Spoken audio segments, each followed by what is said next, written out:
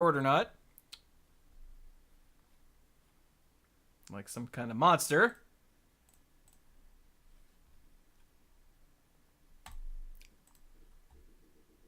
Better close the Ren Blackhand video edit just in case I find myself accidentally tinkering with it and hitting play and all of a sudden you guys hear Hearthstone sounds. That's just the thing I do if I've left a video open in Vegas and I'm doing something else or just not even working. If I find it open while I'm clicking around on my desktop, I'll just start working. And I'll go, wait, what was I doing? I was playing Hearthstone. Why am I editing a video? Hang on, click.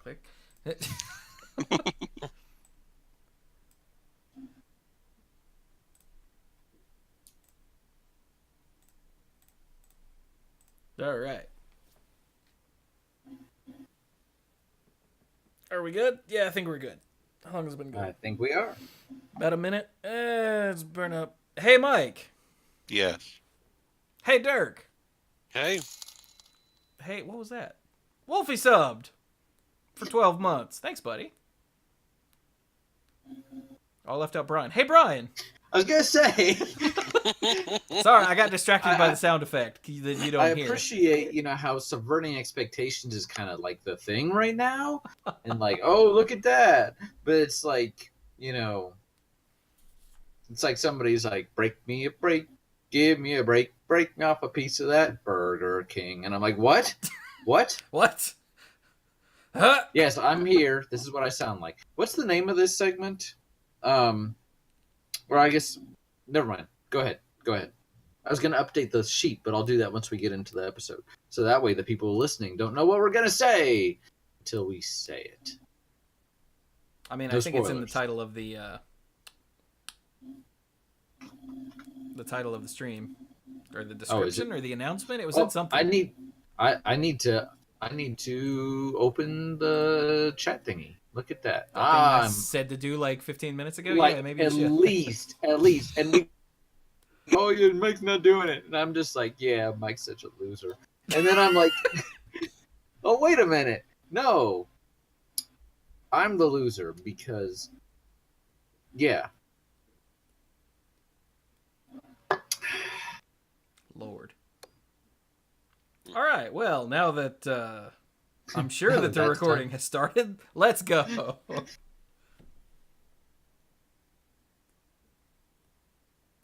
Ow, jam. Hello, everyone, and welcome to the Mana Pool. This is episode 546 of the Mana Pool.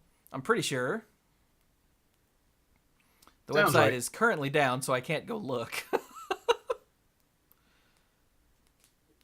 But, oh wait, I checked on YouTube. Right, because they all go up on YouTube now. Ha-ha!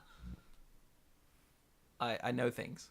I could also go check on the file hosting site as well. Because I have that too. But I never think of those. I always just go straight to themanapool.com, which is currently down, but we're working on it. In case you're curious about that, as a quick tangent, we're working on moving it from Scott's hosting, because Scott has been hosting the website for like ever. And that's silly, since there's no need for that. So we're in the process of getting it transferred over to my website hosting thing that I signed up for. So hopefully that'll be up in a day or two.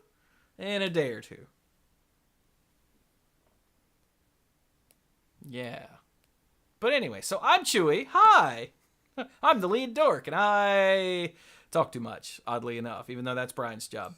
Speaking of Brian, he's one of the other dorks that are also here. Hello, dorks. I am. I'm Brian. I'm the lead rambler, tangent master of the group. I can talk sometimes, and it is my job to talk too much. Or just enough. Probably too much. Probably. And I love you, Mike. Oh, thank you.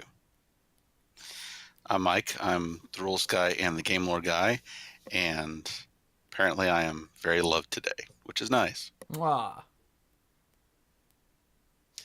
And I'm Dirk, the self-proclaimed greatest man alive and moral compass of the group. And there are two types of people in this world. Number one, those who can extrapolate from incomplete data. I hate you. I love Mike. I hate you. Nice. All right then. So, right. For those of you that are listening later, you saw the title and probably the thumbnail. And for those of you that are with us live, you probably saw the tweet or the message in the Discord server. By the way, everyone should totally go join the Manipool Discord server, where we have lots of conversation about all kinds of nonsense. We've got let's see, we've got channels for Magic, channels for Hearthstone, Smash Brothers, Overwatch, all of the podcasts, and then a general channel where you talk about everything, and a place where I drop all my thumbnails after I work on them, because I do a lot of work on thumbnails. So when I get done with them, I drop them there, and people can give me feedback and whatnot. It's nice. And yeah, all kinds of stuff. You should totally come join in the conversation, because it's a good place. I've only had to ban some porn bots. Haven't had to ban any actual people. So that's nice. Right? That's nice, right? Yeah. I think so. Let's say yes. Yay, banning porn bots. We just lost a long-time porn bot fan just sitting there, and it's hijacked a cell phone. Like, hey, Ha! Now, when I say porn bot, I don't mean like a robot that likes porn. You're fine. Maybe I should say a porn spam bot. There we go. there we go. But anyway, as I was saying, you guys probably already know what we're talking about. We're doing another edition of There's No Plane Like Home. Yay! Yay! So this is a segment where we look at the various planes of Magic and try to figure out what day-to-day life would be like. As of this recording, we've done Ravnica, because duh, and Innistrad Right. on the first episode. And then on the second episode, we did Theros, followed by Amonkhet. And I think that's all we've done, right? Just those two? Right. And just from the length of conversation around Theros, it ended up being its own episode, and Amonkhet ended up being its own episode. Oh, really? Didn't they? Oh, God, that's awful. We meant to put Theros and Amonkhet together because they were both planes where the gods are just there. But It was too long. Oh, Yeah, they were too yeah, they were, weren't they? Okay, that's why it didn't seem right that we'd only done 2 episodes. Haha! So we're going to try to get 2 planes in this episode, because otherwise it'll be like a month until we get the second one. So, we're going to start off with Argentum. I'm sorry. Mirrodin. I'm sorry. New Phyrexia. there you go. Well, but we'll call it by its given name. By given, I mean like assigned name by Memnarch. Mirrodin. Possibly. Maybe? Maybe. This might actually end up being a too long episode, even though, because there are 3 phases of this world, essentially. Yeah. It depends on how far we want to dig into all the details. In the beginning. No, literally, like in the beginning. This is an artificial plane. This is not a plane that was like naturally occurring. There's 2 types of planes in the multiverse. Ones that somehow got there without being created by a planeswalker, and artificial ones, which were created by generally pre-mending planeswalkers. It's doubtful that a planeswalker post-mending could make a plane. Haven't really seen that they can't, but probably not. And who made this plane? Anyways, Corn. thank you. Easy question. Come on, class. Who's paying attention? Big Daddy Karn. Silver Golem. Is that what the kids are calling him these days? I mean, that's what I call it. Well, I mean, he's not the Death Star anymore, so we got to call him something. So Karn made Argentum. But why? It was asked in the chat. Hmm. And I think it was sort of to see if he could. That's the impression I've gotten. To see if he could, and to try to make a place that was like actually what he saw as like good and nice and orderly and everything. Yeah. To create a basically a stable environment in the multiverse, because Karn has seen his side of his share of conflict and chaos and all that good stuff. So I don't know that Karn specifically said, I'm doing this because of XYZ, but given his personality, that seems like a pretty fair assumption, don't you think? Yeah, he'd been through a lot, and he did develop some mental and emotional difficulties. Yeah.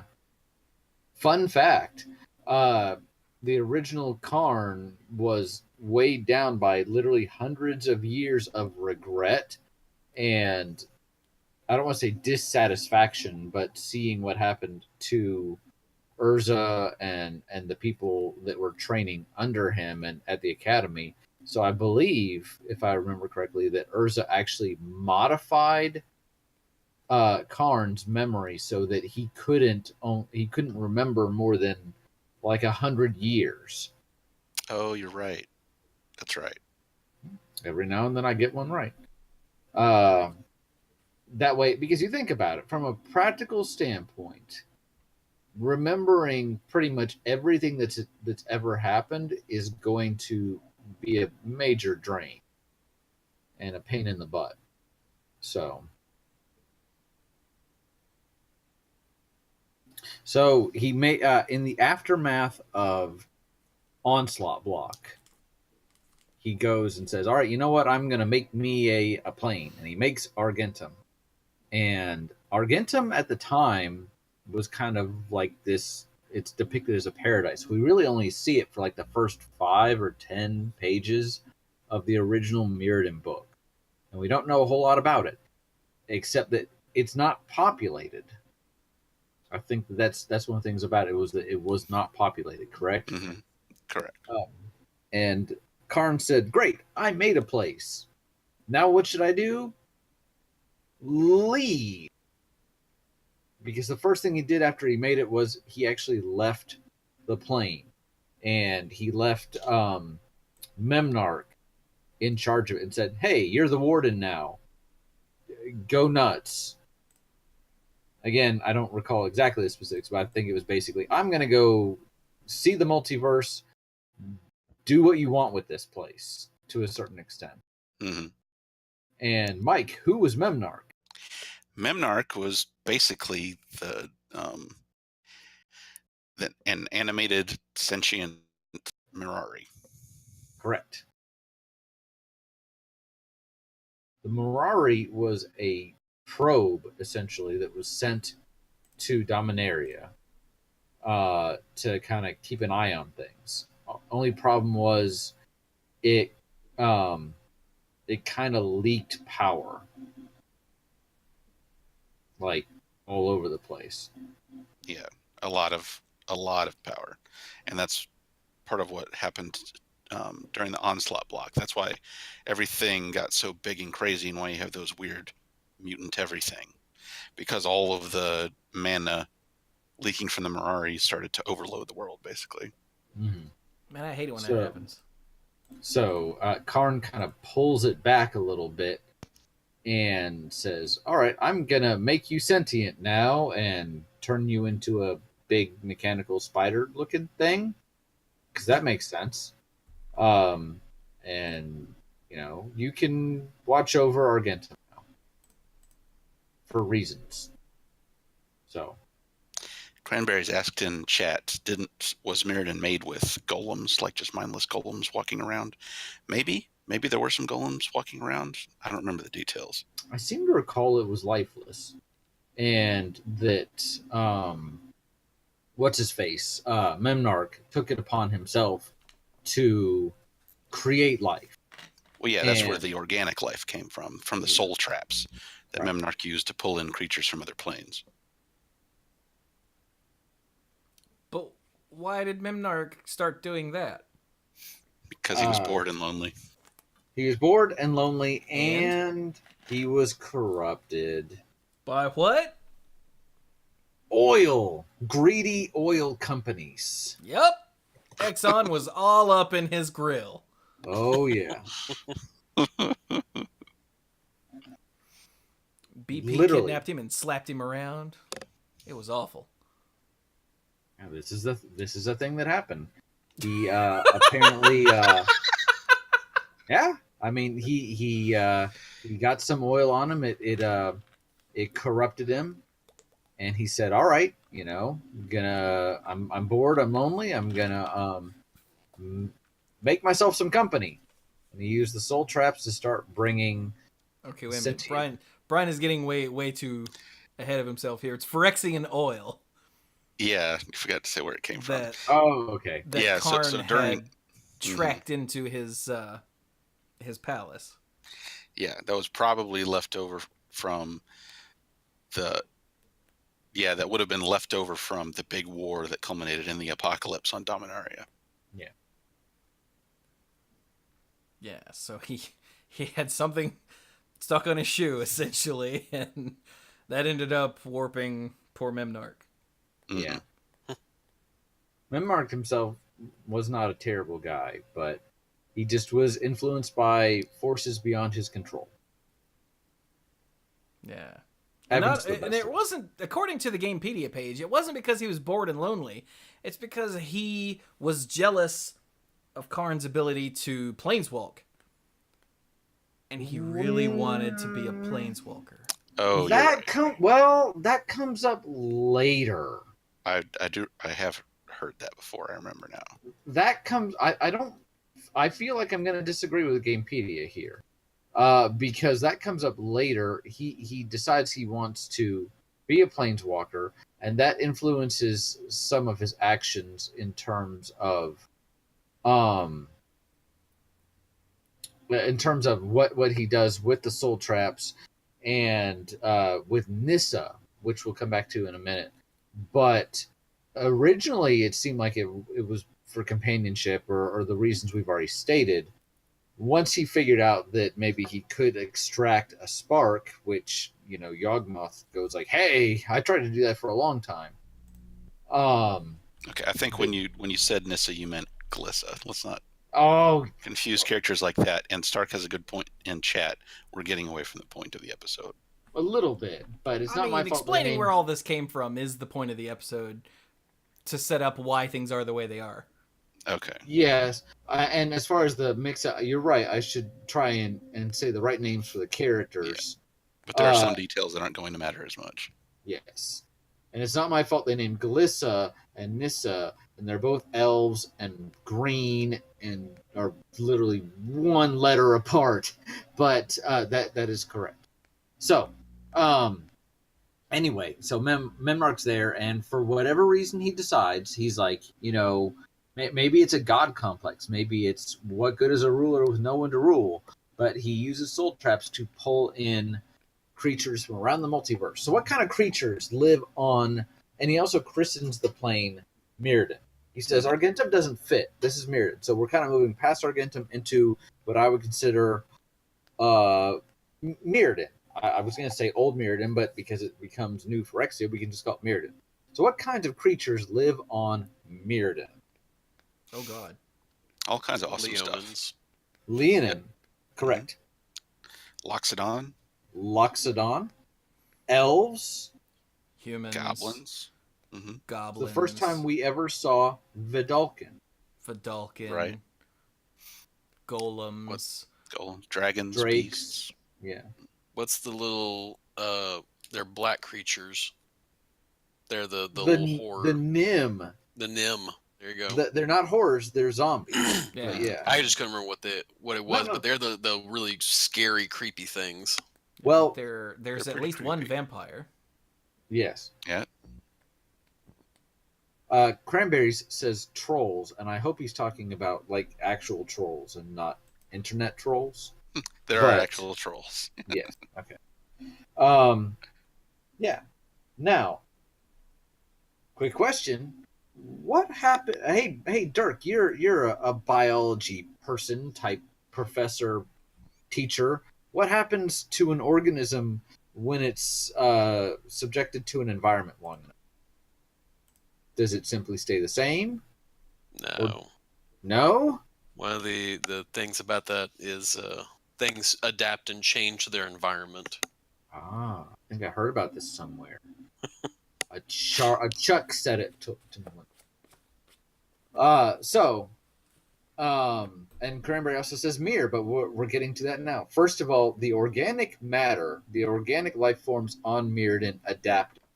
And that's why whenever you look at art that's from Mirrodin, you look at a goblin from Dominaria and like, that's a goblin.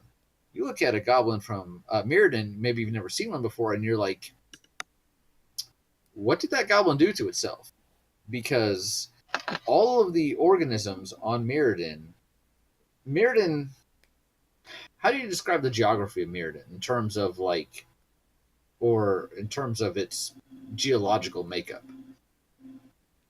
I mean, it's basically metal. It's basically metal.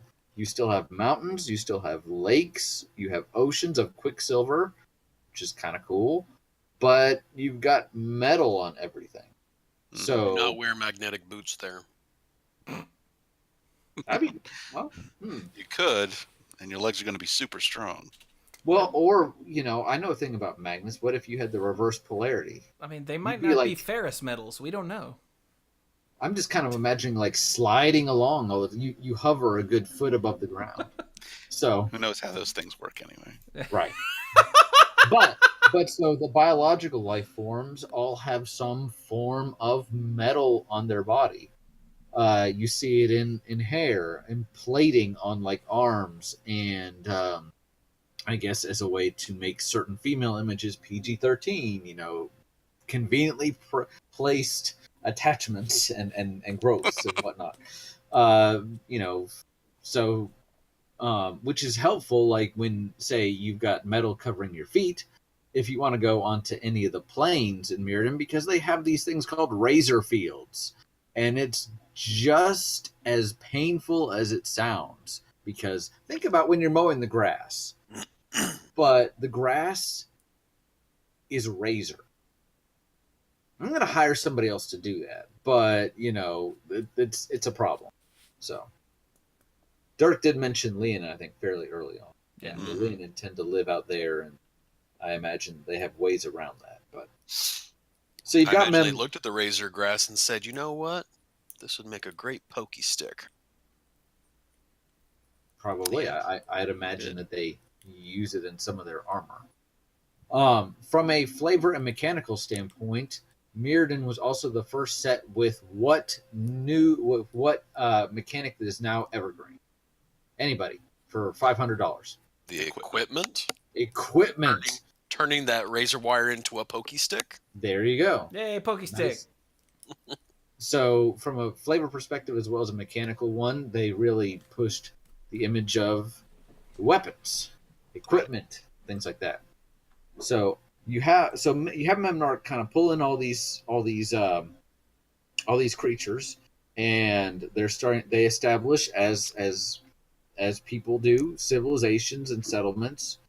And where do all these things kind of live? I mentioned that the Leonin live on the razor fields. Where do these other beings live? These other civilizations. The Vidalcan, they live out in the Lumen Grid, which is on in the Quicksilver Sea. That's where they do their research. Lumen Grid reminds me of Tron. I'm sorry, go ahead. Yeah. The Moriak humans and the Nim, they live out in the what's it called? The Mephidros. Yeah, the Mephidros. That's right.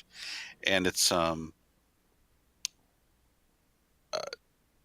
of inundated with this like acidic, not acidic, but this corrupting gas that bubbles up from beneath the surface. I think the word you're looking for is corrosive. Corrosive. There we go. It's the closest thing to a swamp there. And that's part of what corrupts living creatures into the weird Nim zombies. Yes. The Volshok, they live out in the mountains. Yeah, the what's it called? Barbarian type folks. The Oxida Mountains. Yeah, the Oxida Mountains. There are elves and humans that live in the Tangle. Right. That's one of the wild places of the world. There's a little less of the metal influence there, but it's still everywhere. There's more like natural green life there, but still, metal is part of everything. Yeah. I think I covered the 5 basic colors.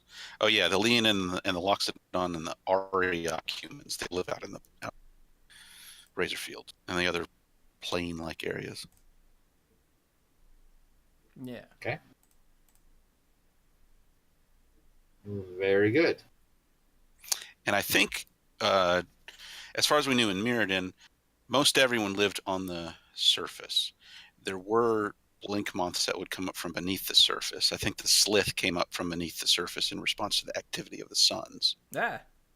You mentioned suns. What is this, Tatooine? How many suns are we talking about? Originally Originally, there were 4, and there were legends of a 5th one. Okay, so maybe I'm not using the word originally right. Back in the day, originally, there were 5, but one of them went underground at some point, if I'm remembering that right. And it didn't come back out for a while. Let me ask you, because I don't recall exactly. Is it that there were 5 and then one went down, or is it that there was originally 1 and then the others came up from the ground and created the tunnels when they did so that go down to the core? Okay, Yeah, I think maybe you're right with that one. Thank you, the lacuna.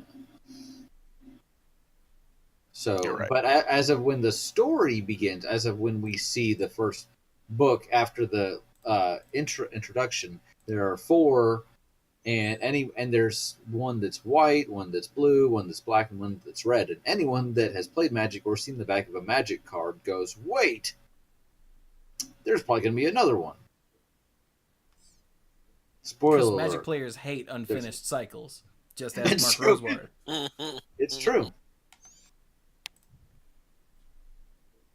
And yes, over the course of the books, the green one does in fact come.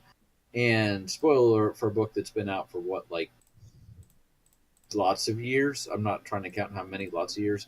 This is actually the event that Memnarch uses to try and steal Glissa. I almost said the wrong name. Glissa's spark.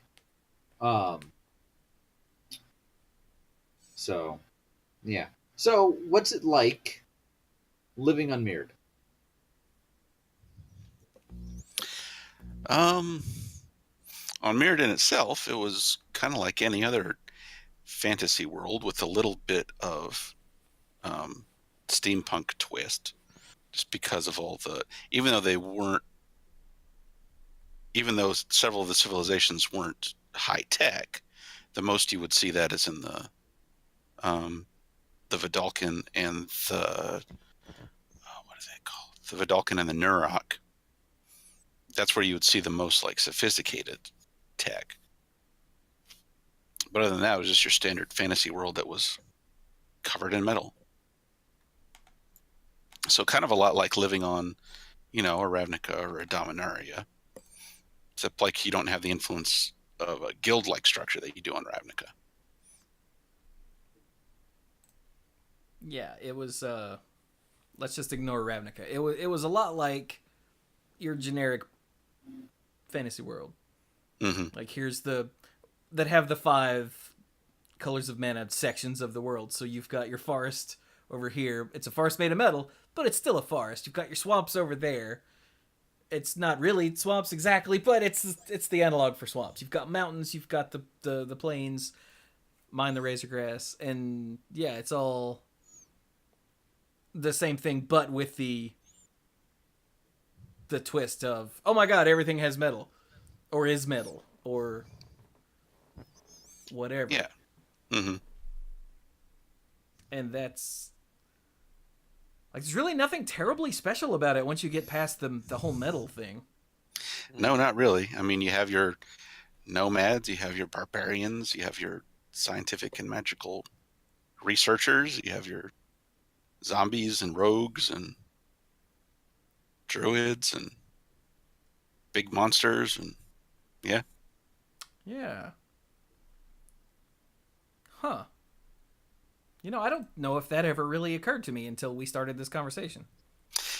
Yeah, no, me, me neither. Because essentially there were no continents on Mirrodin, were there? I mean, I've never seen a map, but I don't know. I don't know.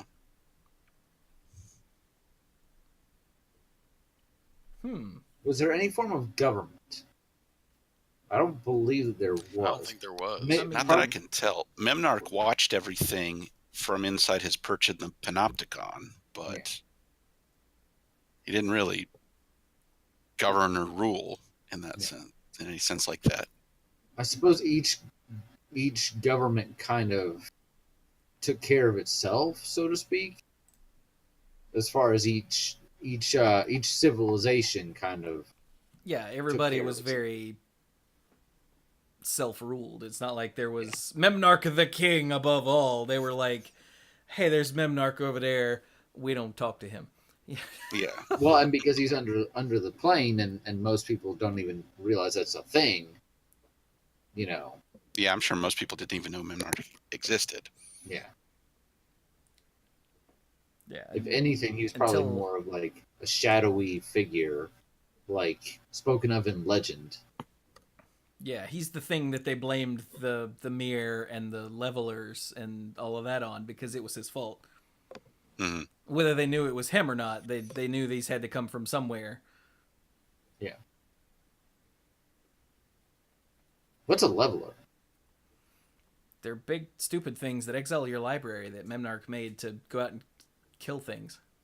Basically, the name is exactly, they level like giant sections of the plane. When one comes through, basically everything dies.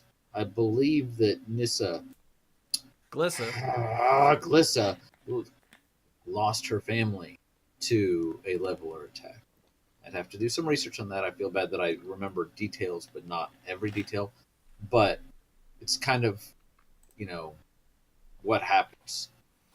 Let's see. Juggernaut machines that once a century ripped through every corner of Mirrodin.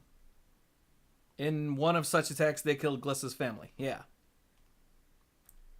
Again, that's on the Gamepedia page. Yeah.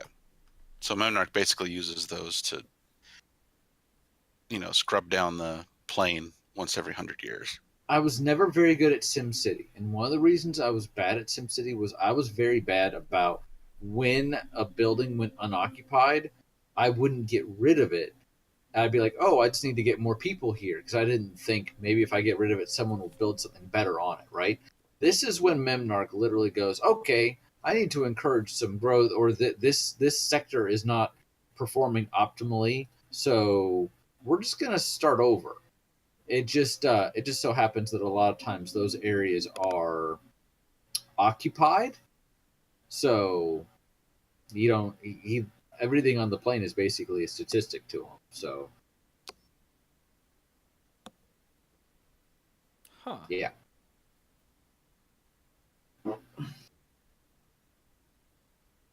So yeah, eventually, whether or not this was originally his plan or not, doesn't matter. He realized he really wanted to be a planeswalker. Yes. And so he set up soul traps that somehow transported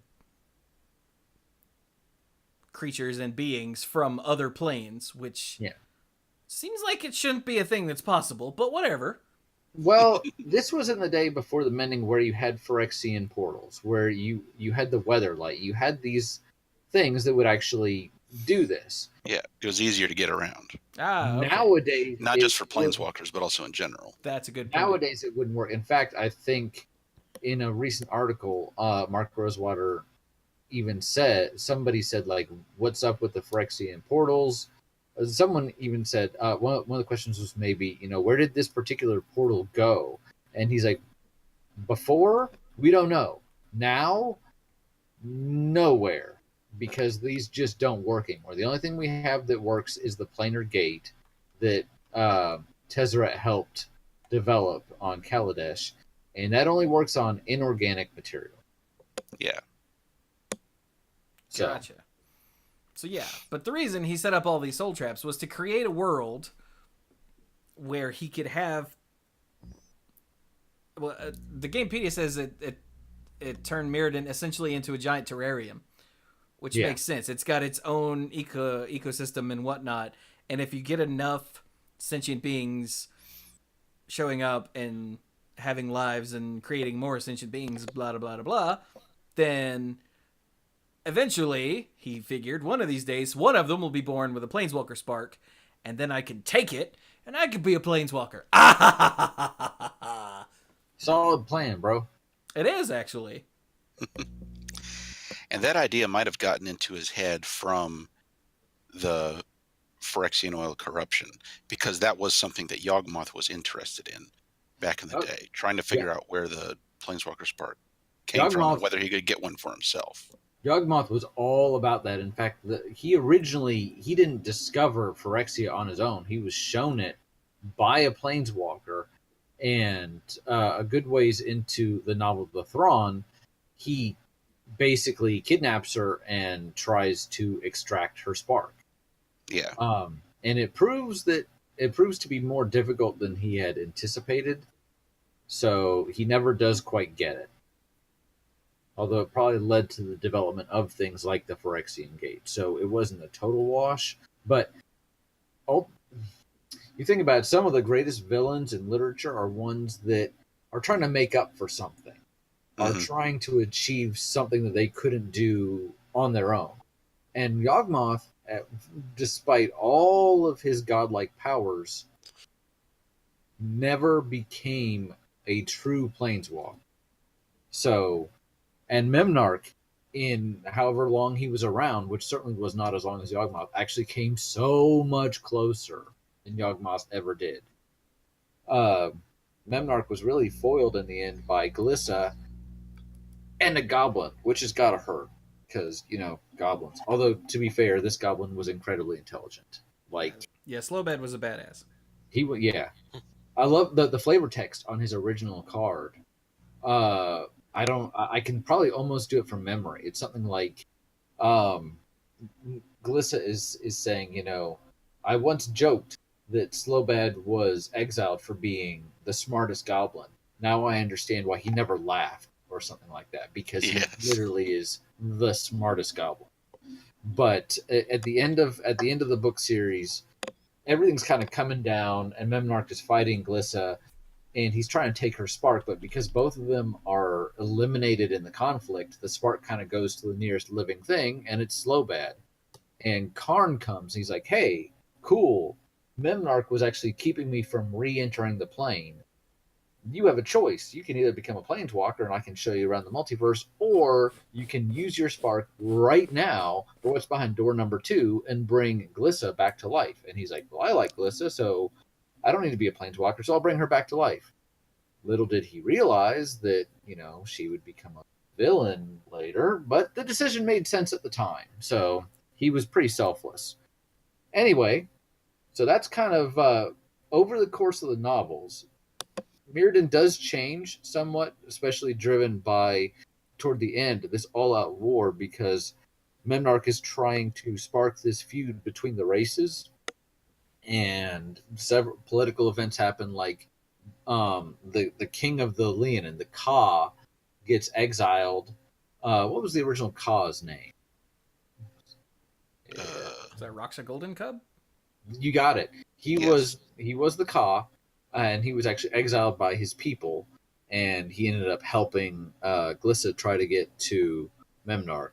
But so there's this conflict going on, but nevertheless, for a long time, life on Mirrodin stayed relatively the same. You might live in fear of someday your land and your people being destroyed by a leveler, but it was not so frequent that, like, for example, on Innistrad, you literally bolted your door every night and kept an axe by your bed and prayed to Avacyn like 5 times a day that the vampires and the werewolves and the other things wouldn't kill you, you were not like every day like, oh god, the levelers, oh god, the levelers. It's something that happened very, very infrequently. Mm-hmm. So civilizations were allowed to grow and develop and build. I don't know that this would be the worst plane to be on, to be honest. I think you do have some sort of a caste system, especially with the Vidalcan, but more or less, a lot of the civilizations kind of kept to themselves and kept a live and let live kind of attitude. I probably would not want to live in the Mephidros because they do have those big reavers. You remember the reavers? Yeah, the harvesters. Yes, they're Mm-hmm. creepy and scary. And Mm-hmm. it, when Glissa goes there, she determines that basically whoever controls the biggest creature, whoever has the biggest creature under its thrall, is in charge. And the Gath, the later Lord of the Vault, Gath is in charge because he controls the Mephidros vampire. Geth. So, but now Geth. Thank you, Geth. So there's very much a eat or get eaten attitude there, and there's definitely a pecking order. Oh, But it's called Necrogen. Necrogen. There we There go. we go. There you go. Stark Maxim says Mirrodin I think is fine if you know what to do and where to go, and also if the idea of having metal physically implanted into your body doesn't make you uncomfortable. And I agree with that. Although I think that the metal is actually more of an organic process where I don't think it's so much implanted till we get to the next step, but it's more, a biological process. Right, Dirk? Yeah, the impression I get from looking at the biology and everything is that, like Brian had says, that they were there long enough that the plane began to sort of, I guess, incorporate into their being. So, like, their arm is literally got metal plates as an exoskeleton along the body. Mm-hmm. And like the Leonids, looking at them with their hair and everything, it's hair until you get to the ends where it's actually like metallic hair. And they've got like armor, like body armor that's literally grafted onto their body. Yeah. And this is because of the mycosynth. Yes. Thank you. I'd forgotten about how the word for the mycosynth. Yeah, What's the mycosynth? Was this like metal fungus that came from the Phyrexian oil that started to grow everywhere underneath the plane, essentially. Mm-hmm. And it says on the Gamepedia page, it changed metal to flesh, consequently causing metallic growths in the skins of organic beings, while simultaneously converting artifact creatures into living organisms. Which, okay. So it sort of flips things on everybody. Organic things began to grow metallic structures, and metallic things began to display organic abilities, like organic characteristics. Apparently. Huh. That seems like possibly whoever wrote this wasn't quite sure how to word it, but because it's a wiki page, of course. So right. But yeah, you get the general gist. Yeah, but that's why everyone has these metallic whatevers, is because mycosynth spores are just everywhere. Yeah, to the extent that you're born with some metal in you already, yeah, and it continues to develop as you grow. Yeah, so take your generic, like Tolkien-esque fantasy world, and just put metal on everything. Yeah. Like you've got your elves living in the forest doing elf things, but they're metal elf things. You've got your barbarians, like Mike said earlier, but they're metal barbarians, but they're still essentially the classic idea of a barbarian. Yeah, with built-in bikini plate mail. Yeah. So for the PG-13, the Vidalcan are a little weird because they're what is their deal on Mirrodin? Because they're the ones we can't really just hand wave and go, like a generic barbarian thing. It's implied that they know a lot more about Memnarch and the way that things work than everybody else. They're the keepers of the knowledge pool, which has the serum in it. And they're really, really serious magical and scientific researchers.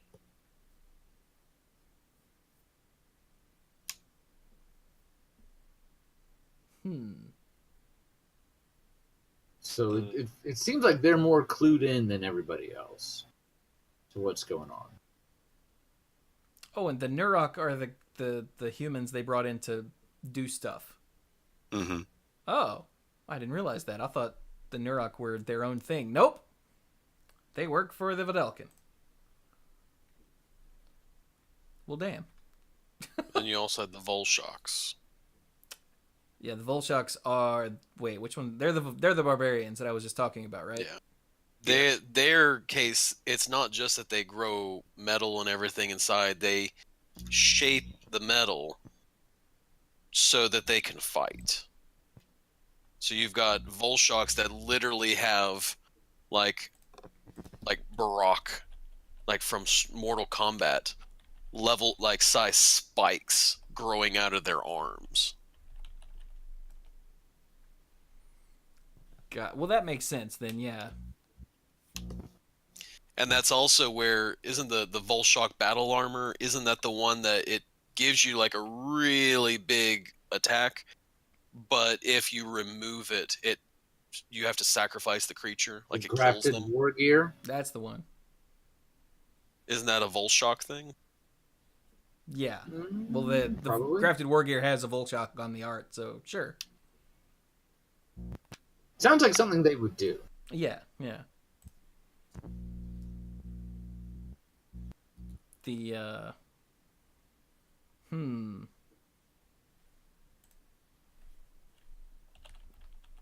Let's see, it's who else? You get the let's see. Silvok?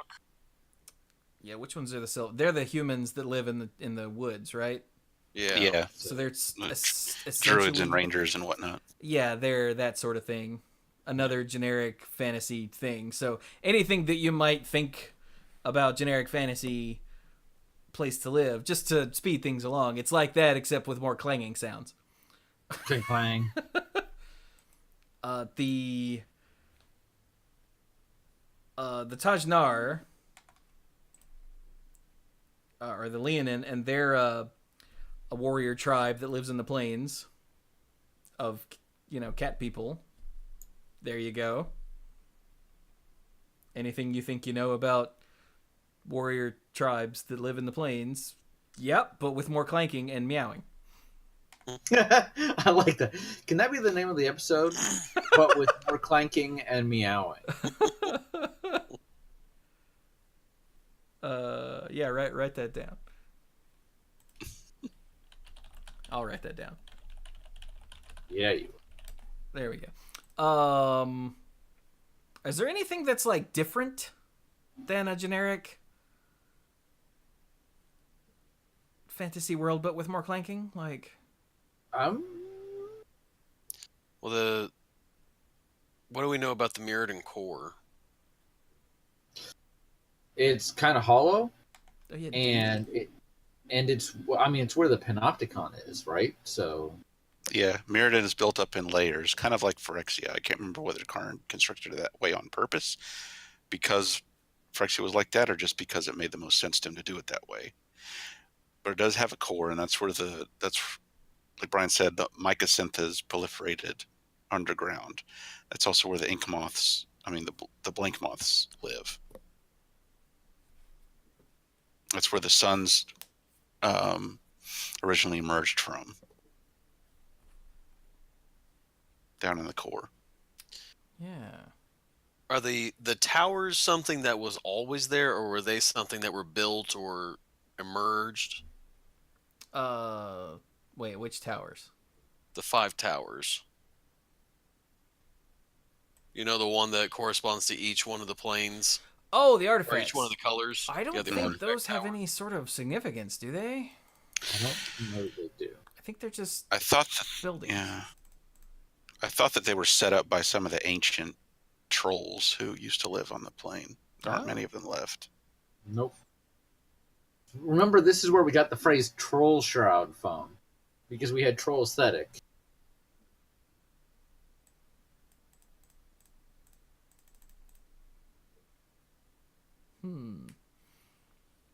So yeah, the core is essentially a big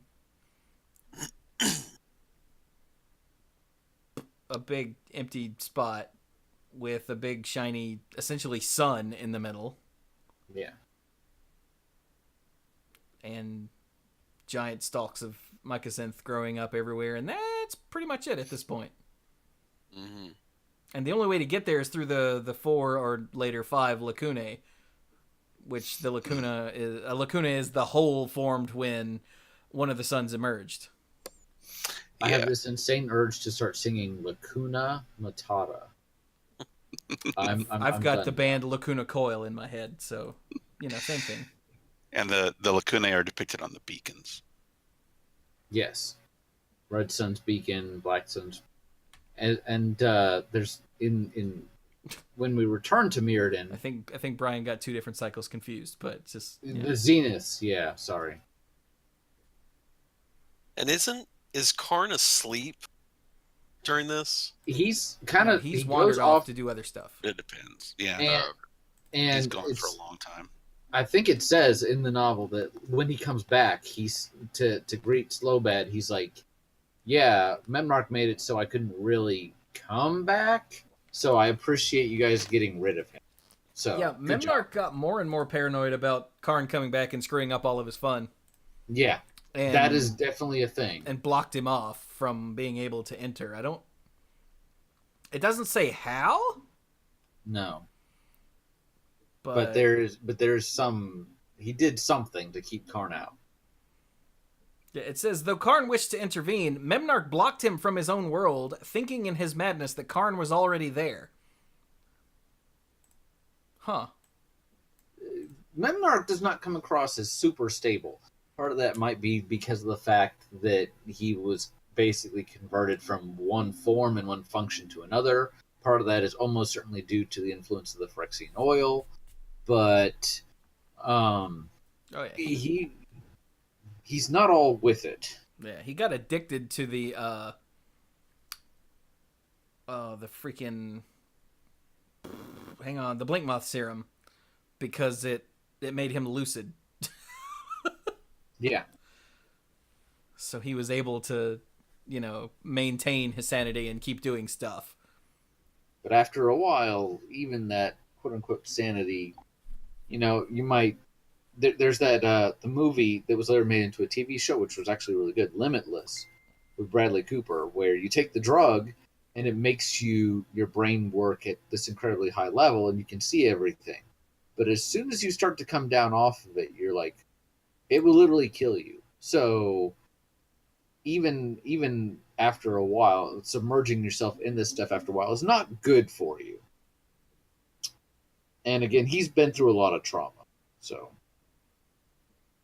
anything else about Mirrodin as Mirrodin? Not the worst place to live as long as you don't get on Memnarch's bad side or, run up into a leveler. Yeah, everything kind of seems very self-contained. Sorry, go ahead, Chewy. Oh, that's what I was gonna say. It seems very, like I said, very generic fantasy world, except with metal. Like it's almost Tolkien-esque, except things clink a lot, and you've got metal plates in you. Mm-hmm. So it's basically nice. Mm-hmm. Again, as long as you don't mind metal. Yeah, because was conflict between the tribes or groups, was that a common theme? I mean, in the history of Mirrodin, or is it just occasionally they would move, people would go to places and they would, and it would cause, they would essentially be looked as trespassers and pushed out, and that was essentially it. I mean, yeah, that was basically it. Just conflicts along the borders between the different cultures. They would trade with each other too, but they were not so. There's a phobia where you're afraid of other cultures. Xenophobia. Thank you. They were not xenophobic to the point of, say, the Kithkin on Shadowmoor, which were literally, you look different. You're here to kill me. You've got to die. But it wasn't like that, but it was more of a life on in the country. Uh, you know who you know, and anybody you don't know where they're from, and that's about it. Yeah, like as for the purposes of this podcast, there wasn't enough focus on it for us to know if anything massive ever happened. I'm sure there's this big ecosystem, and that's not the word I want, but this cultural growth among all these different axes. Of course, there's going to be conflict and whatnot, but it was never relevant to the story. So Right. I think we can treat it again as a Tolkien-esque kind of place where I'm sure crap came up between the different factions and happened, but it didn't significantly affect the history where there's animosity. Or not to the extent that it came up in the book. The story. Yeah, the story. Yeah. I mean, it could have been, this massive stuff, but it was not relevant to the story. Yeah, I'm sure over the course of 400 or 500 years, there are all kinds of wars and anger and animosity and whatnot, but it doesn't define the plane by any stretch. And it would be pure speculation on our part. So exactly. Tolkien, but with clanging and meowing. Pretty much. So Karn comes back, Memnarch is defeated, and everything is wonderful. So Karn leaves. We don't really know what Karn does, except that over the course of time, the oil ramps up its. Wait a minute. We know one thing that Karn does. He uses Glissa's spark to cast a spell that apparently could restore the souls of everyone that died. That he used it while Slowbad. Basically, it was kind of Slowbad spark at that. It originated from Glissa, but this is what happened at the end of the book when they basically used it to bring back not just Glissa, but everyone that had died in the conflict. Oh, okay. Yeah. And all of the soul traps were destroyed, and apparently it says the kidnapped inhabitants were returned to their long-forgotten homes. This was known as the Vanishing by their descendants, who remained on the plane. Which makes no sense if this has been going on for hundreds, if not thousands of years. Who's left? Well, maybe it hasn't. Maybe it hasn't been going on for hundreds of thousands of years. But it says that the levelers pop up once every 100 years. But the soul traps must have been a much more recent development then. Either that, or it's crappy writing, and this is magic novels we're talking about. A little bit of both. You're right. I am trying to be generous right now. So what we know is Memnarch brought people there, and then afterward, after the conflict, some people went back to their home planes, but it's not, or where they would have originally. Trying to say from. some people. What do you mean, some people? Anyone who originated on Mirrodin stayed, and anyone who came from else. I guess these soul traps were probably still working. It's not like everybody showed up ever and ever ago and just. So if you got, all right, I don't want to turn this into a political thing. Oh, please don't. No. If you were a first-generation immigrant to Mirrodin, you were deported and went home. If you were one of the earlier generations, or if you were one of the later generations, and your family and their family had been raised on Mirrodin, I guess your soul was tied to the plane, so you didn't go anywhere. And it's less immigrant and more slave. It's not like because you were brought here against your will. Yeah, but it's not like people were like, "Hey, let me go into the soul trap." Did the soul traps wipe memories and whatnot too? We don't know because it may be you found yourself there, and then after you did that and you had kids, and then your kids had kids. It's all they've ever known. So I don't think it's really addressed. I think that could be a function, but once again, speculation. Yeah, but suddenly there were a lot of elders in every society missing. A lot of people just gone. Soul traps were the machines, blah, blah, blah, blah, blah. He used them to populate Mirrodin, blah, blah. The abductions went on for centuries. Oh. Oh, okay.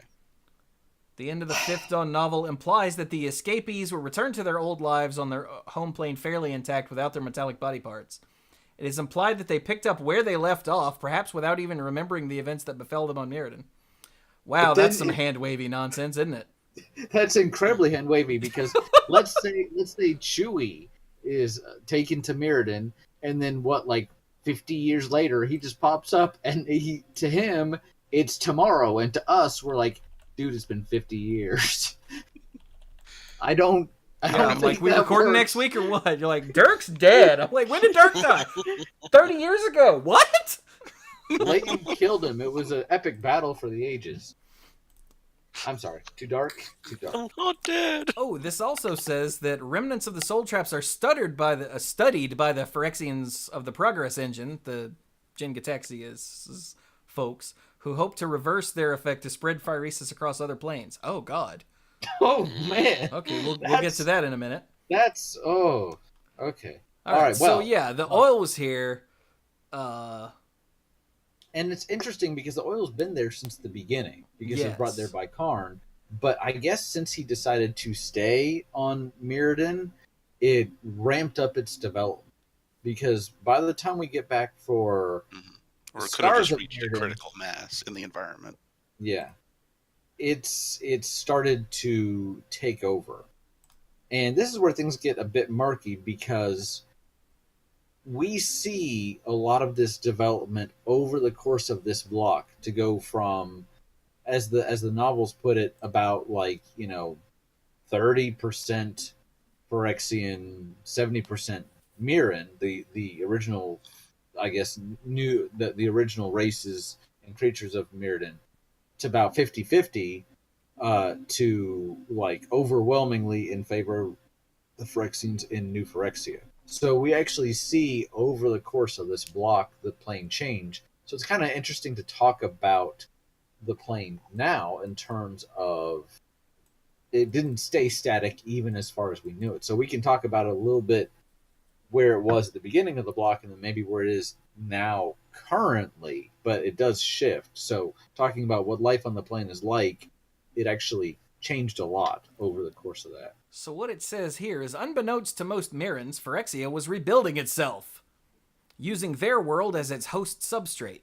Ooh, good word. The metal structures and metal-infused inhabitants of Mirrodin were a perfect breeding ground for the spread of Phyrexian corruption. As the nascent civilization of Phyrexia expanded in secret, it struggled to evolve a unified purpose, and the danger for the plane of Mirrodin grew until it evolved into New Phyrexia.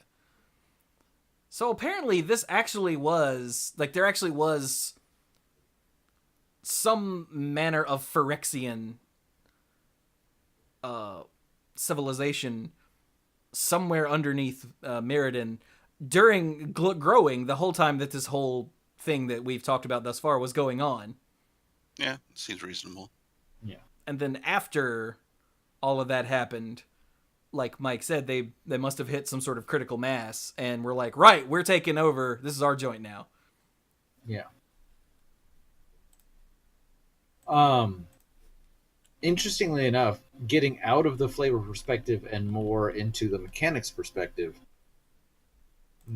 if you have followed Mark Rosewater's articles for any amount of time, he actually reveals that they were planning to go to New Phyrexia as of Mirrodin block. And then they realized while they were designing it that, wait, we have to have people actually care about what's happening to this plane.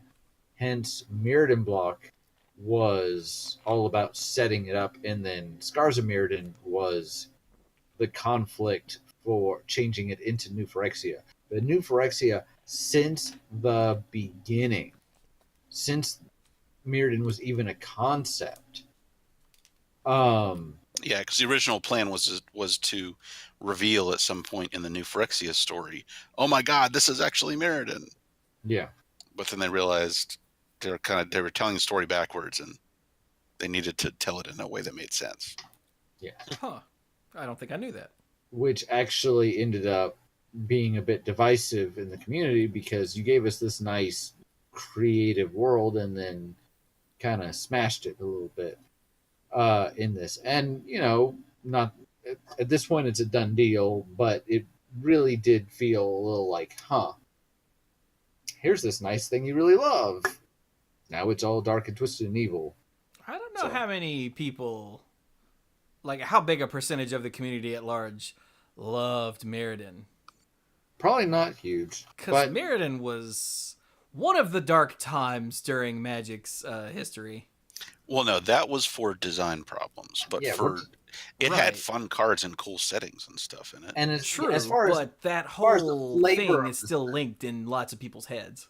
It is hard to separate. When you say Mirrodin, people go, Skull Clamp, Ravager. Sorry. Thank you, Dirk.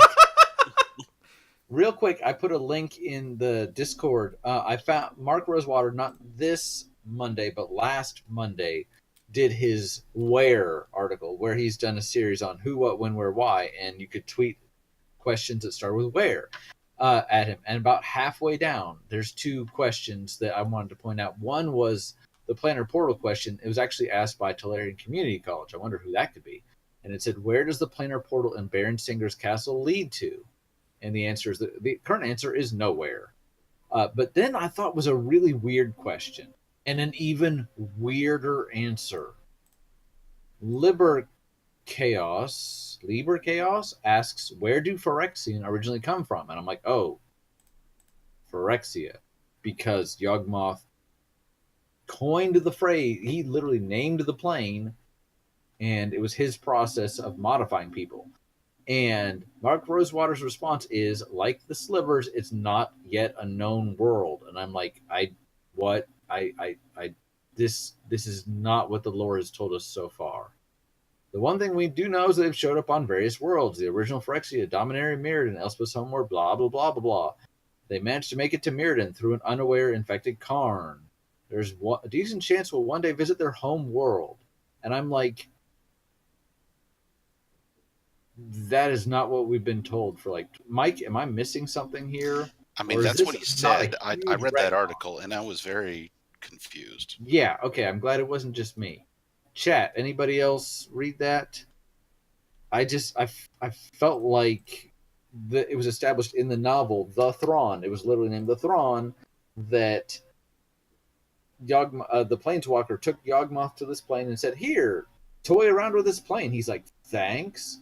I'll name it Phyrexia, and I'll start taking people here because I'm a doctor to fix them and, make them better, maybe make them complete. And that's where Phyrexians come from. So this to me feels like I don't read comics, but I've heard of Crisis on Infinite something or whatever, New 52 or whatever. And this feels like forget what you know. So anyway, I realize this is a little off topic, but since we're talking about Phyrexians, just wanted to bring that up. So, Phyrexians on the plane, critical mass. However, they don't have the one solid god figure like Yawgmoth to lead them, into the promised land. Their consciousness actually develops different separate goals, which is why you get the color-based Phyrexians and is it Praetors? Yes, the Praetors. So, how is life on Mirrodin now, if you're a Mirrodin type person? Because I gotta feel like it sucks. I think it's kind of like being on Zendikar while the Eldrazi are waking up. It's like being on Innistrad during the climax of the worst part of the horrible stuff during Eldritch Moon. That's pretty bad. Except it happens every day. That sounds terrifying. I mean, you're basically. Am I wrong? No. I think you're. I'm not a Star Trek person. I realize I'm saying I'm not a comic person. I'm not a Star Trek, but I've heard these phrases. And if I said it's like living on a planet that's being taken over by the Borg, is that accurate? Yes. Mm-hmm. I don't think I'd want to live there, at all. And Stark, he's a mobile he's a phone game person. I'm a Final Fantasy person. That too. But I know enough. I hear enough of these phrases because of my exposure to like-minded individuals that I'm like, okay. But no, I mean, so you're living on a hostile world. The whole world is literally turning against you. Friends and relatives are being influenced by this stuff, and they're like, hey, come join our Phyrexian cult. It's the best. You totally won't mind getting new body parts and, worshipping new god figures. Come drink the Kool-Aid. Well, and I mean, the white aligned Phyrexians are portrayed as these Evangelical. Thank you. This evangelical group where the names are very evocative of a church. It's a bit like the Orzhov, except they don't want your money. They want your body. They want And not in a happy, fun way. No. in the worst way. In the worst way. They're gonna take you and make you into something else. Yeah, the machine orthodoxy. That's it. Is the name That's of the right. It's not exactly a religion exactly, but it's a theocracy. It's close enough. Yeah. Yeah. So, and it's pretty clear that if a little bit of oil can do all this, granted over several hundred years, it was pretty clear that the odds were always stacked against the Mirrans. But what can you do when the enemy is literally taking you over from the inside out? Yeah. And while Karn was still on the plane and he was being corrupted by Xantha's heart, and he still had the basically this oil engine inside of him, the Phyrexians were looking to him to be a new father of machines, this central figure, whereas he just kind of mumbled to himself a lot, and he was kind of struggling with his inner demons. The oil was making him not think clearly. Apparently, at one point, the Phyrexians were literally waiting for him to give the command to go to war, and he's sitting talking to himself, and he mumbles the word offense, and they go, okay, time to go fight. And then as soon as they leave, he's like, I have committed a grave offense to, but nobody's around to hear him or something. So he's not in his right mind. He's not like, I want to take over, but they're looking to him as this sort of figurehead. Mm-hmm. So, yeah, and one of the factions of the Machine Orthodoxy was actually actively trying to make him more crazy so that he would mumble more nonsense that they could then glean some information from. Or tell everybody else, hey, he said blah, blah, blah, so now we all got to do it. Yeah, so he was being literally psychologically tortured in an effort to have a leader. Yeah. The Phyrexians are messed up, dude.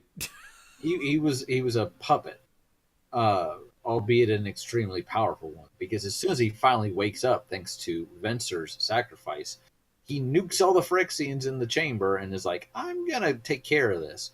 Now, we saw later that he was not able to eliminate them, hence why he is on Dominaria looking for basically the equivalent of a magic nuclear bomb. And he's come a long way from being a pacifist. From being a pacifist. Yeah. He's like, hey, you remember that article that made Urza blow up the world and start the Ice Age? That's what I need. Oh, man. Yeah. Dirk. Mm-hmm. You remember one of the Civilization games where if you played against Gandhi long enough, he would launch nukes at you? Gandhi? That Yeah. doesn't sound right. It was a coding glitch. Gandhi's So what would happen is that Gandhi at the beginning, like he's a pacifist, so India's a pacifist, but at some point you got like in terms of civilization, it would cause the coding number for him to default to a setting that set him at the highest aggressiveness. And What? so Gandhi would go from being passive aggressive at everything to suddenly saying, I now have nukes, here, catch. Yeah, it was What? because his aggression level was set to 0, and something happened that would like subtract 1. which, because of this coding glitch, instead of subtracting 1, it would loop all the way around to like 10 or whatever the highest number It's is. like what people thought. 255, I assume. It's what, I get that reference. It's kind of like what people thought Y2K was going to do. Yeah. Yes. But it was, I don't know if it was like whenever India gets nuclear weapons or gets researches, it suddenly he becomes super aggressive. Yeah. I have never played a Civilization game. So I That think sounds I haven't awesome. either, but I just know How do this you know? because it's one of those things that's part of the gamer zeitgeist. But yeah, I think that's something like that is what's happened to Karn. He's like, I'm not taking any more of your crap. Yeah, these Phyrexians aren't people. They're things that are there to do nothing but destroy, and so they're like cockroaches, and he's just trying to find a really good pesticide. Yeah. Maybe after all these hundreds or thousands of years, he looks around at Dominaria and is like, maybe the apocalypse wasn't so bad. I could use that. But anyway, so what's going on former Mirrodin? Now it's if you can't tell, the Marin's lost, so it's the new Phyrexian. It's new Phyrexia now. Yeah, it's just bad. There are still some communities of Mirrans. Not as many. There are some here and there on the surface, but it's hard. Actually, there are some more stable communities of Mirrans that have gone down to the furnace layer of the plane. It's basically this giant steampunk power plant. And the reason they're a little more safe there than they were up above is it's run by the praetor Urabrask, who, because he's so strongly red influenced, he doesn't care about all the political machinations of the other praetors. He just wants them to leave him alone so he can, get his work done. Yeah. And he only the Mirrans, they can set up a camp somewhere, and they don't really have to worry about Urabrask's minions coming to harass them unless they happen to, today, now they're in the way of this construction project. So He's now there's a bulldozer coming at them. He's much more of a live and let live. Because of the red aspect of not just emotion and passion, but red believes very, very strongly in freedom and in individuality. Yes. And which runs entirely counter to most Phyrexian impetus. Mm-hmm. Phyrexians are usually like, our way is the only way. You think differently, we'll take care of that. We will literally take out your brain, put in the right things, and give it back to you. Yeah, we will take care of you thinking that by making it not possible for you to think that. Join the hive mind. Join the hive mind. You will be assimilated. Resistance is futile. Yep. But the red aligned Phyrexians actually, because they're so red and they have this like individuality, they actually are empathetic to the to the Mirrans, and so that's where they're like, we'll just let them hang out here. Yeah. Which is not at all like anything that the rest of the Phyrexians are doing. Mm-hmm. They're not going to be particularly nice. Like I said, if there's a camp that's in the way of a construction project, they're just going to bulldoze it. They don't care. Yeah, but they're not just going to go bulldoze it because. Just because, yeah. Yeah. Mm-hmm.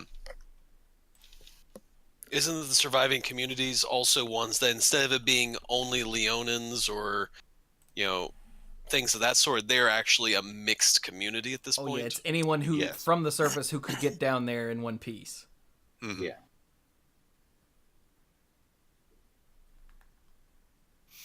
So, yeah, when you have to go down to the furnace layer to be safe, it's bad. It's called the furnace layer for a reason. Yeah. But like, so do we know what happened to a lot of the land features on Mirrodin? I mean, when the Phyrexians came in, they're still there. Like Elish Norn is the head of she's the White Praetor, and let's see, where does it say where she hangs out? It doesn't say that. She has a big old tower, doesn't she? Norn's Annex. Is that what it's Ah, called? okay. But like the Jin Gataxius is the Praetor of the Blue aligned Phyrexians, the Progress Engine they're called. And apparently he has moved into the the place where they Lumen Grid. There we go. Yeah, Lumen Grid. So it's still We were there, just but talking now about that. Hey. it's Phyrexianized. And the same with Shieldred Ishsa. hangs out in the dross. Mm-hmm. Yeah, Ishsa, which was what we know as the oh crap, what's Ishsa? The what's the name of the Vault of Whispers? Thank you. That's where Geth with his new body hang out still. So like I think the surface is basically the same except maybe a little more Phyrexian, but it's still recognizable. Mm-hmm. And it says here that like the Mirrodin Resistance let's see, we've got Bladehold, which is in the Razor Fields. We've got Lowlight, which is also in the Razor Fields near the Cave of Light. That's where that's where Kemba has set up resistance. Mm-hmm. There's the Seedling, a camp situated near the Radix. What the hell's Radix? That's the The Green Radix Lacuna. is near the center of the Tangle. Uh-huh. Yeah. And that's where Malira, the person who is immune to poison and whatnot. Yeah, we haven't mentioned Malira yet. Malira was actually born without any metal in her body and has a magical ability to heal Phyrexian corruption. Yeah. She is the chosen one. I mean, basically. I mean, let's She'll make let's the hope spice so. flow. Yes, She exactly. has She the high is ground. the Quizax Hatterack. But, and then the other resistance place is called the Slagmaw. The largest camp in the Great Furnace. It was also the safest due to its distance from the other lacunae. Would you want to live in a place called the Slagmaw? Apparently, What would the your camp address is... even be? Yeah. Apparently, the camp is located inside a once living being, protecting it from the surrounding environs. Ugh. So it's a big ass thing that they moved into after it died. I don't. Ugh. You Hey, guys smell that? I can't stay here because of that smell. You go outside and there's Phyrexians. And you're like, it smells good in there. Let's go back in there and take a. it's fine. It's fine.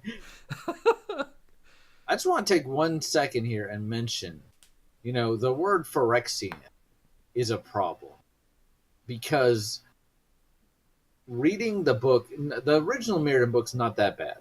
Reading the Scars of Mirrodin books, which is not recommended for anyone, I'm sorry, but it's just not. They use the word Phyrexian a lot. Like, a lot. And you know what they're basically saying? It's like saying animal. Because Phyrexians could be anything. But that book is full of and then they entered this chamber and there were these Phyrexians. And you're like, I can't conceptually visualize what this is.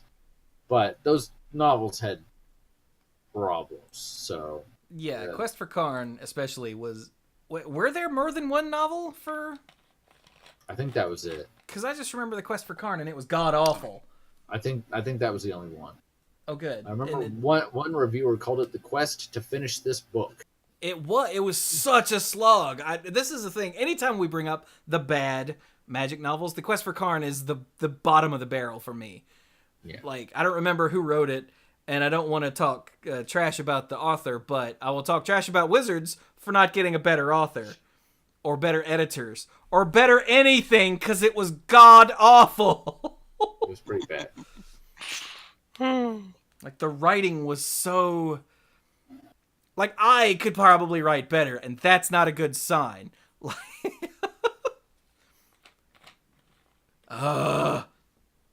Sorry. Anyway. Thank You all goodness better for the now? internet where we can get the Cliffs Notes version without having to slog through it.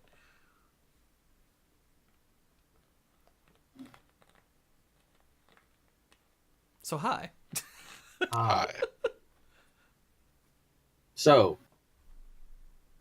life on Mirrodin, maybe not the best, maybe not the worst. Life on New Phyrexia, dear Lord, no. I mean, No. especially we talked about how, even early on, as the Phyrexians are moving in, that's like living in a world being taken over by the Borg. New Phyrexia now is like, look to your left, look to your right. Everyone is the Borg. You're probably the Borg at this point. Just, Mhm. just not good. Not good at all. All right, everybody, line up. Look at the person to your left. Now look at the person to your right. While you're doing that, I'm killing you all.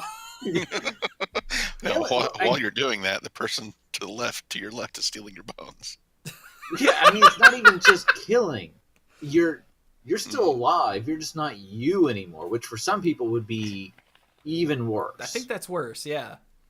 I mean, Yeah, I mean, it's weird to think that it's really weird to think that New Phyrexia, the overall conditions are technically a step up from the complete alien hellscape of old Phyrexia, but one step up from complete alien hellscape is still really, really bad. yeah,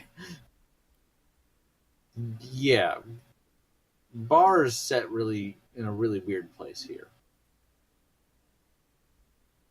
I mean, 5 steps up from horrible alien hellscape is still pretty bad.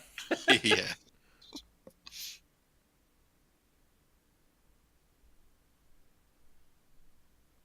So, yeah. Like, if you're a not Phyrexian and you don't want to be a Phyrexian, This ain't the place for you. yeah, like, well, I mean, if you don't have a hope, or if you don't have a hope of getting somewhere else, your only chance is to try to join up with one of the surface holdouts of the Resistance, or go down to the Furnace Layer and join up with them there, because that's where I think most of them are, right? Something like that, yeah. Mm-hmm. I mean, that's where Karn. Oh my God, not Karn. Koth. That's the reason to go to New Phyrexia, because you might see Koth, and Koth is dreamy. He is pretty awesome. I want to get The Rock to play Koth in the movie. That would be sweet. Like, Koth, every time there's new Planeswalkers, I'm like, we're going to get a Koth. No, we're not going to get a Koth. Son of a... He's not going to be in the new set, is he? He wasn't in the windows. Oh, well, in that case, no, he's not. I don't think he was in the windows. Lame. Up at the top of that article I sent you for Mark Rosewater, there were several people saying, "Where is X Planeswalker?" And he's like, "All the ones you named are in War of the Spark. It's Tybalt, yay, Samit, Nissa, Nahiri, Ashiok, Narset, and Arlencourt. So, no. Where's Xenagos? He's dead. Where's Garrick? And they said, we're going to get back to him. I was really hoping for Garrick shows up and stabs everybody. Yeah, but they're or at saying, least Bolus. But they're saying we have plans for Garrick. You'll be seeing him soon enough. So he is coming. He'll be here soon. But no Koth. Yeah, that makes me sad.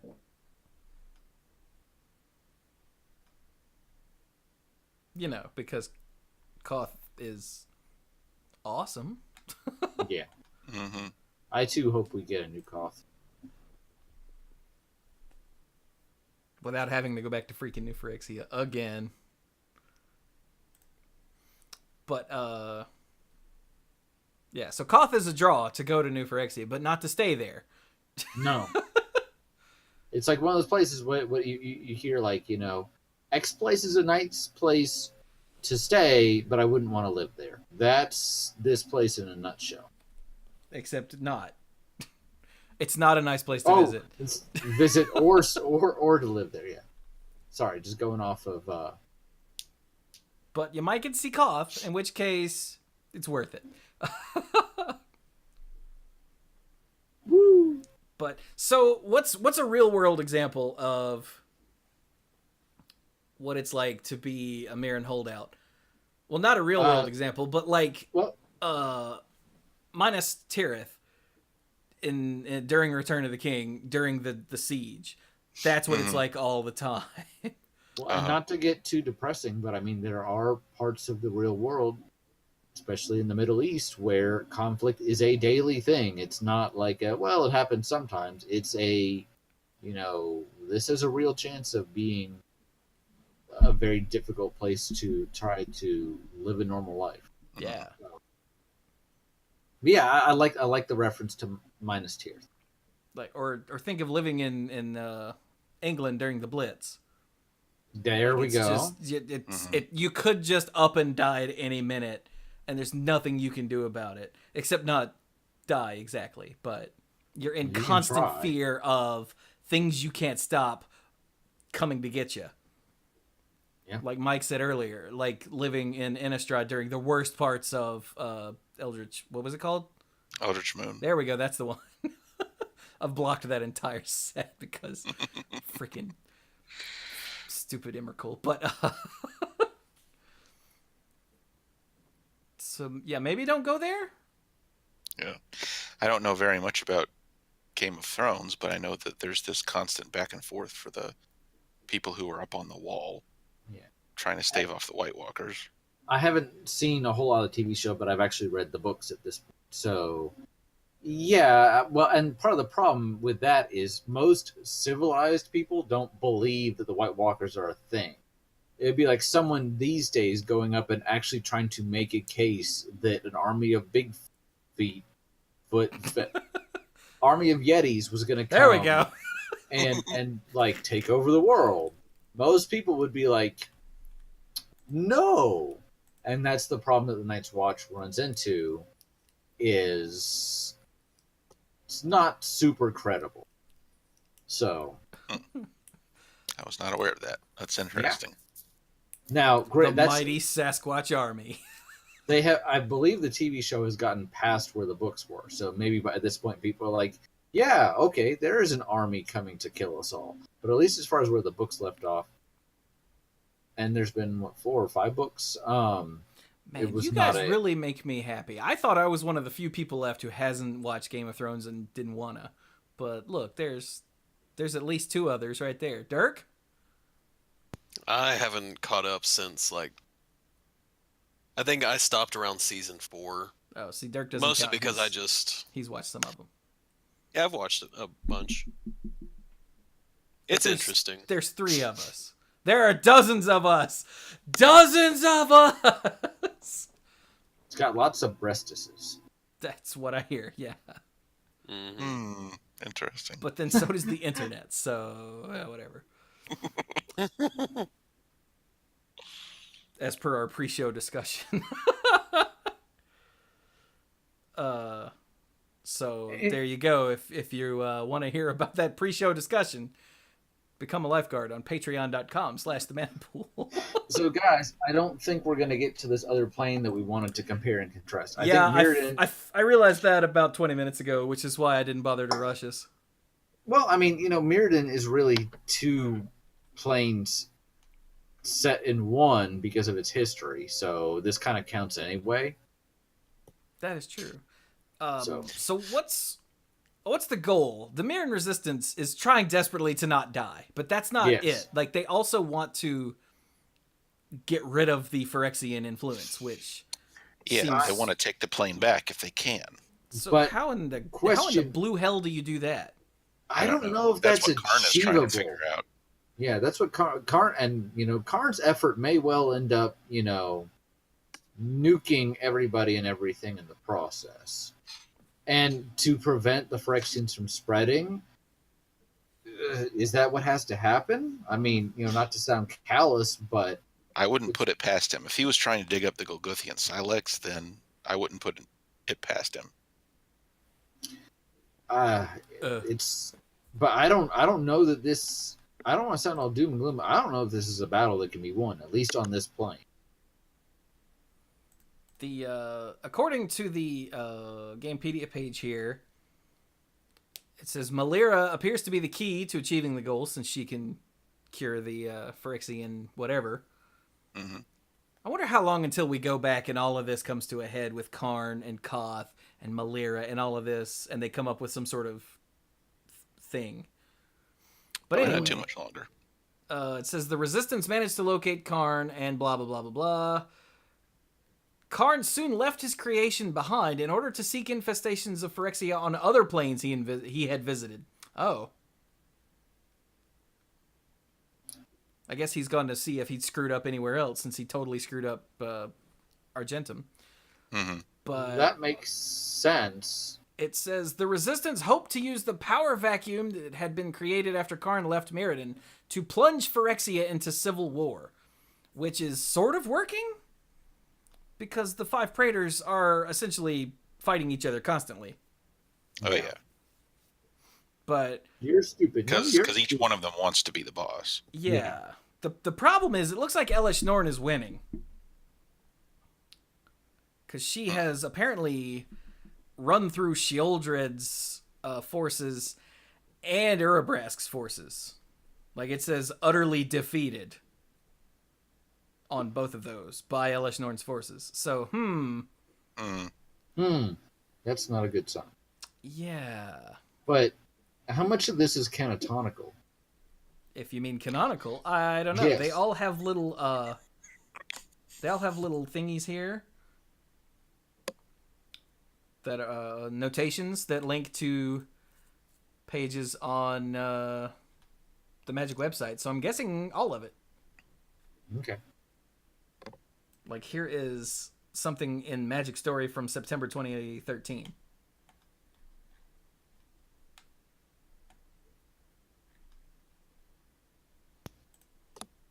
Which one was that? That was the Elish Norn took control over the domains of Urabrask and Sheoldred with the Praetors, gathering to crown a new father or mother of machines. And the notation on that goes to this: the Lost Confession, a letter written to Ajani from Elspeth. So, yeah, I'm guessing that is canonical since it's on the Magic page. Okay. Wasn't trying to say that I knew that it was or wasn't. I just wasn't sure, how much of this had actually been established. Some of this is probably some hand-wavy nonsense, but there are a lot of annotations here that link to stories and whatnot on the MagicTheGathering.com website. So, if nothing else, the broad strokes are canonical.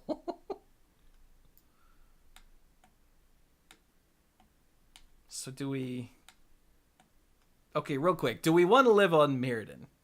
No! I mean, wait, let's have a discussion. Well, I meant no. like Mirrodin. Mirrodin? Before all this crap happened. Do we want to live on Mirrodin? I don't know. Of the planes we've been to so far, I think it's one of the least likely to die a violent death. Exactly. You keep to yourself, you stay out of the way of the giant bulldozing levelers, and you don't piss off Memnarch, you're probably okay. Yeah. And if you don't want to grow any metal on you, you might want to wear a face mask. Yeah. Or hang out a while. You'll get some, don't worry. Mm-hmm. But maybe I want metal. But Ravnica is one of the places where it's fine. And Theros is fine. And Innistrad, depending on when, it's either fine or a god-awful nightmare. And Amonkhet is a constant god-awful nightmare. So yeah, this is definitely... literally. Yeah. So this is definitely up there with Theros and Ravnica as places that are basically like anywhere else as far as chance that you might just up and get murderized. Yes. Yeah, it's definitely not a cakewalk in terms of the plane to be on, but it's one of the ones that you have a much lower chance of just getting involved in a turf war or a civil war or any kind of particular war. Yeah, so long as you get there early enough to be dead before the Phyrexians show up, you're fine. So, but New Once that Phyrexia happens- is definitely... I'm going to put this one as not quite as bad as Amonkhet as far as the overall thing. Although I guess in Amonkhet you don't know any better, so no, this is probably worse, yeah. Well, Amonkhet, as it stands right now, is in a much similar situation. The people are out there in the wastes. They're not protected by the Heckma anymore. Even though the Eternals, even though Nicobolus has probably already called away the Eternals to go start the next phases of his plan, they're still stuck out there in the wastes with the wandering zombies and everything. Well, I meant like during its heyday. It was... Yeah, during its heyday, a person living there, even though, by any other standards, they would have been a complete psycho, would have thought it was fine. Yeah, because that's just the way it is. Dun-dun-dun, dun-dun-dun, dun-dun-dun. So yeah, this... To an outsider, I think Amonkhet is worse because it seems more Lovecraftian than what people think of as Lovecraftian these days. Mm-hmm. Like, Lovecraftian is where everything seems alright, but there's something wrong behind it. Like the town of Innsmouth. Exactly. Yeah, that's what I think of when I hear Lovecraftian, is that like everything seems pretty on the up and up on the surface, but there's something wrong behind it, and that wrong is deep and penetrating, and it's wrong on such a massive level that your brain can't even comprehend it. And that's Amonkhet.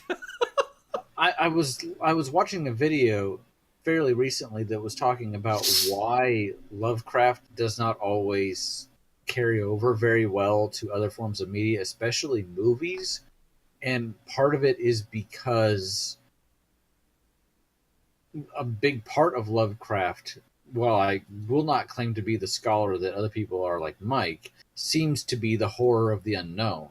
And how do you really show nameless, faceless, unknowable things without inherently making them knowable, So, just a thought. Mm. But anyway, Yeah. Mirrodin, not too bad. New Phyrexia, no. Get there, take a look around, and planeswalk away as quickly as possible. Because you would literally be living in a war zone. And that's awful. No one should have to do that. Yeah. In a war zone that you have no way of winning. Yeah.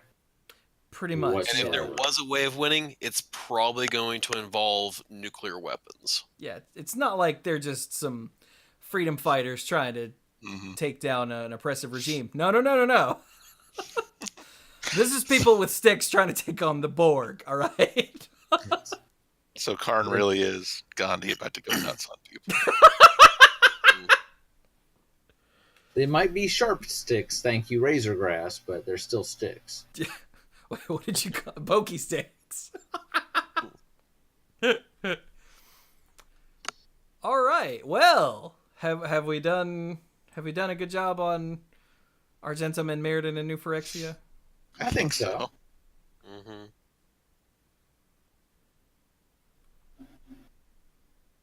All right. So yeah, originally we were going to do another artifact-based plane, but this got way too much fun. So I think we're gonna have to just scale back our expectations on these. I think we could have done Ravnica and Innistrad separately. Yeah. And gone into greater depth had we realized that was a thing we would be doing in the future. I think in the other ones we got much more into the origins and the backstory of the planes than just what their deal was. And it's more fun that way. Yeah. 4 planes that have these backstories. Mm-hmm. Like, it's entirely possible the other plane we were gonna do would not be a full episode, because... Right, Yeah. because we don't And know we don't know much about it. as much about the history. We only know about what's like the farthest back we know is when a certain character was a kid, and that's it. Yeah. Which wasn't very long ago. Yes, we're being vague on purpose. So, I guess there's no plane like home. And you can never go home, as they say. Have you noticed every time we return to a plane, it's just boned? God, they're right. You Yeah. can't ever go home. Except for Ravnica. Freaking Ravnica's the only one that keeps not getting Yeah. boned. Well, War of the Spark. Okay, right? I thought you would be, Dominaria just had its day in the sun. Dominaria Yes. had been boned so many times in the past that it was due for a nice, happy, hey, look at everything's still alive, yay. It was a 0, so you subtract 1 and it goes back around to 255. No, but I do agree. I do agree with Mike that Dominaria is probably in the best shape it's been in a long time, and part of that was just from a policy standpoint. Remember when we went back to Dominaria last time for Time Spiral? Things were not good. Boned. Not good. Things were boned. So they knew we cared that we were going back. We were like, yes, back to Dominaria, and I think they were like, yeah. If we, I think there was really a sense of, if we piss too many people off with this, then it's going to be bad. It's going to be really, really bad. I'm sure that was part of the thought process.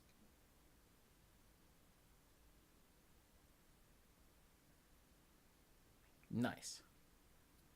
But you know, maybe one day we'll come back to a plane and it won't be bone. That would be nice. Because you're right. Yeah, I think Ravnica is about to get boned. But speaking of Ravnica, I'm allowed to announce this now. Apparently, they asked us not to say this until the 15th. So I expected like a big announcement of something on the 15th. But there wasn't one. So I don't know why the 15th. But hey, we got preview cards. Plural. Yay. Right here. On the mana pool. So that's awesome. And that will go up on April the 8th. So this episode will go up on the 24th. So 2 weeks after that, essentially. The episode won't go up on Sunday as usual because, release date. So it'll go up on the 8th, the following Monday. Mm-hmm. So yeah. Now, before anybody gets all super excited, temper your expectations. We don't have like a handful of planeswalkers or anything. But we do have they're doing something different with previews this time, and I don't know if I'm allowed to say what because I haven't seen anybody else saying what, but they're doing something different with previews this time, which is why we have so many cards. It's so many cards. We have It is interesting. yeah. We have 5. So, and no, it's not a cycle before you're like, oh my god, did you get? Nope, they're just 5 cards. But it's because of the way they're doing previews. And like I said, since no one has said that I've seen, I'm not going to say either. But they're doing something neat, and so we get a lot of preview cards to talk about. And I think only one of them is a reprint. Ooh. Ooh. So yeah, I can't wait to see them announce how they're doing previews, which I'm hoping they'll do that before PAX, but it doesn't look like they're gonna. So keep an eye out for the announcements that come from PAX, because what they're doing with previews this time is really cool, and I can't wait for you guys to hear about that, and then for us to actually show our cards. Yay. Yay. It's gonna be sweet. Mood. It's okay. Just thought I'd throw that out there before we got to the end. So how about some final thoughts, dorks? Well, I'll go ahead and go first. And as I had mentioned in previous episodes, I am so looking forward to the end of this semester. So today I had a professional development meeting, and there have been some I've gone to, and I thought, oh my gosh, paint would be more exciting. than this meeting. Like I have the been kind to of paint meetings. that just dries. Yeah. No, just staring at paint. Didn't have to be dry. It could just be in a can. It would just be more exciting. Staring at a can of paint. Stare. Bob- Well, I mean, is you'd have to Bob look at Ross the paint currently because that's the using more this interesting paint? part. But Okay. I mean, there have been some where I swear to you, I'm not lying. The county invited somebody out to be like a promotion, like a speaker, like a motivational speaker and everything. And at the end, they were like, "Oh yeah, and if you want to learn more about what I'm talking about and everything, because I'm not going to tell you what the subject of this is and how it's going to help you, unless you buy my book." And we are all left going. So in other words, we sat in this meeting for an hour and a half for you to say, if you really want to know how to improve your teaching, buy my book. But this meeting today was was a professional development for biology, and I walked out of this meeting going, "Oh my gosh, there are so many great ideas. I want to try these." We did DNA stuff, and you walked around the room to go find your codon, and I know only the biology nerds are going to actually understand what I'm talking about. But you are given a DNA sequence. You have to find the codon that goes with the amino acid, and the certain ones are meet up with actual words. And so you have to do it to figure out what your secret sentence is and everything. And it was really neat. And another one had to do with mutations, and that your specific mutation was for like diabetes or breast cancer. And so you'd have to go through and actually figure out which one of yours was which disorder. And I mean, it was really something interesting that even some of the other presenters were going, "Oh my gosh, that's a great idea." And so it was one that I think next year I'm going to try and see if I can implement some of it, because I've already covered past that point. So I'm not going to go back and redo something at this point unless it's, you know, it's a little hard to go back when I still have new material I have to cover. But again, it was one of those things that even the other presenters were going, "Wow, I want to try that." So again, it was a very fun and productive meeting. That's always a good sign when the everybody's participating and really seems into it, including the other people that quote unquote have to be there. So Yeah. good. I'm glad for you. So, well, that's my final thought, and I'm going to head off to bed. But I eagerly am looking forward to seeing these dorks in the not too distant future. Not Yeah. before 9 o'clock. Although if you drop Chelsea off and you want to come over, just shoot me a quick text, okay? Well, I'm going to leave my stuff at the house. I'm going to go by the house, grab my stuff, but I Okay. will have Trevor, and he will be very interested in doing some Kingdom Hearts. I can tell you that.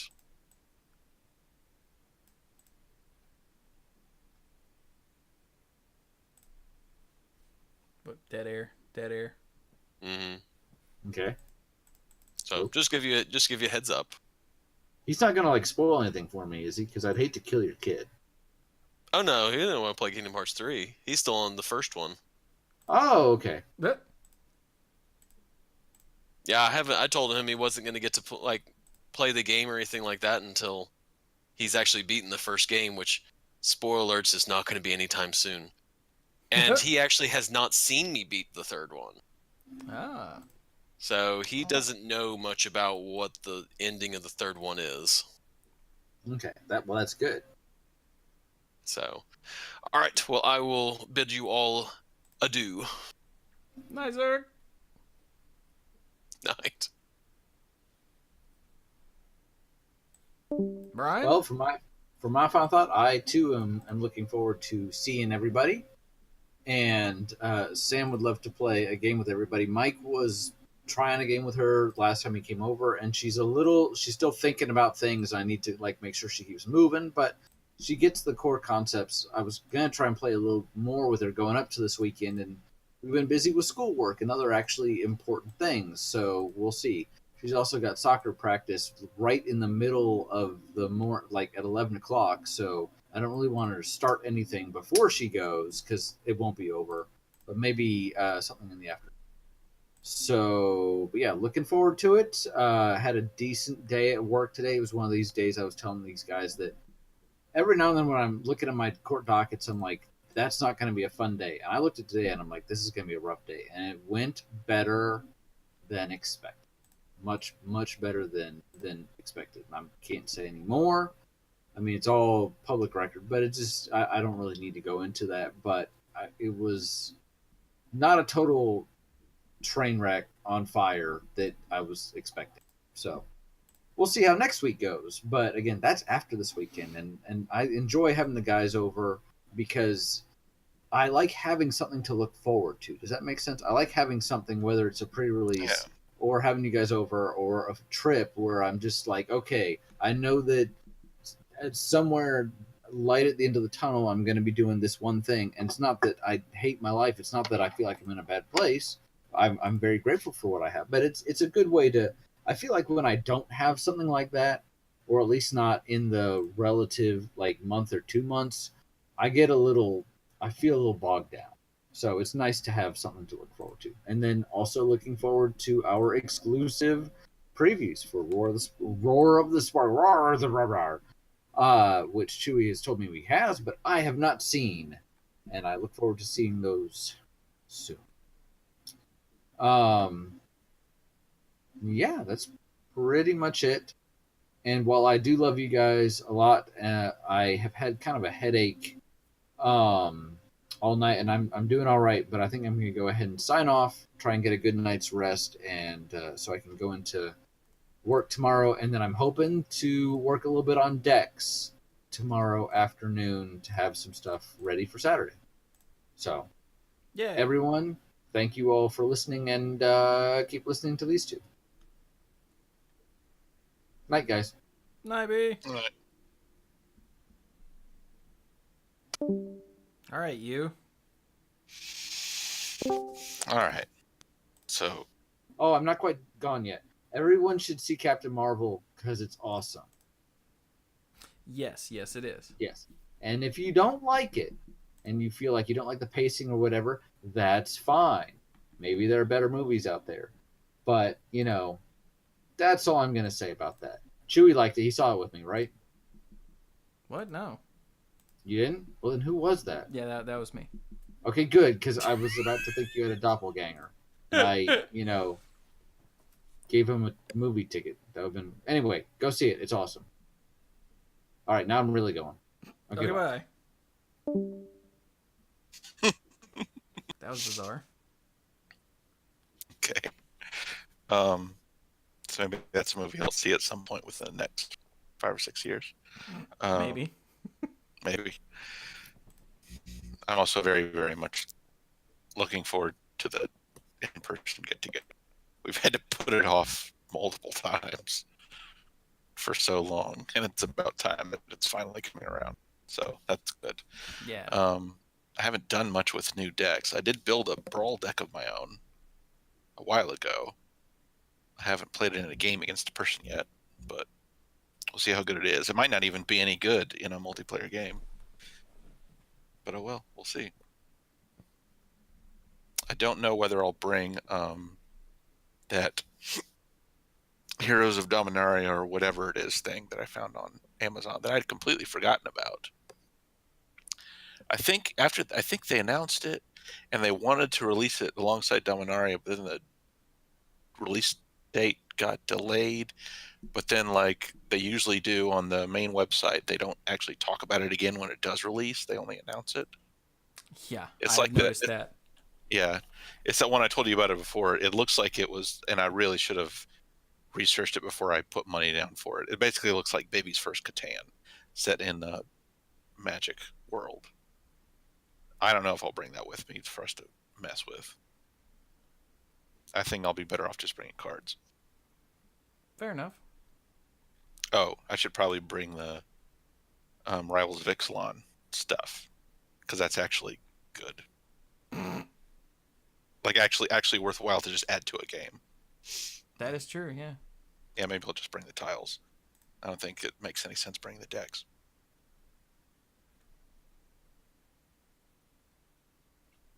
Cool. But yeah. All right. That it for you? Yes, it is. Okay. I guess I'll be the dissenter here and say, I'm not looking forward to getting together with these nerds.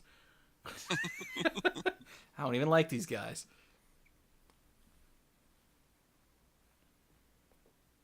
There's no punchline. I really don't like these guys. I've just been with them for so long, I don't really have a choice anymore. I did mean to take some time and build a new deck, but that time swiftly disappeared and went into a gazillion other things, and I would take the time to do it tomorrow, but I have to do it like 10 plus hours of driving tomorrow, so I don't see that happening. Which is too bad. Several months ago now, when I was going through a bunch of Magic stuff, I really had the urge, but I never found the time to actually make that happen. But oh well. I'll get around to it one of these days. Yeah, eventually. But hey, if you wanna help support the mana pool in general, and me specifically, because hey, I do a lot of stuff. I do the mana pool and Monday Night Magic basically every week. I say basically because we didn't record last week. Sorry about that. Blame Mike. Yeah. Yeah. Oh yeah, you were actually not gonna be here. Yeah, totally blame Mike. Yeah. It's not for any other reason. It was totally just Mike. Yep. No need to question it. Anyway. I also stream on twitch.tv/themanapool. Both podcasts get streamed, as well as a couple future episodes won't because previews and stuff, but you know, in general, we stream the Manapool live on Twitch, and then I put it up on YouTube, and the audio version goes up as usual. So yeah. But I also stream all kinds of other stuff. Excuse me. In recent times, I have streamed. I'm trying to find the freaking button to get to the video producer. There we go. So let's see. In recent times, I have streamed some World of Light. I did all of Super Metroid. Finally finished that.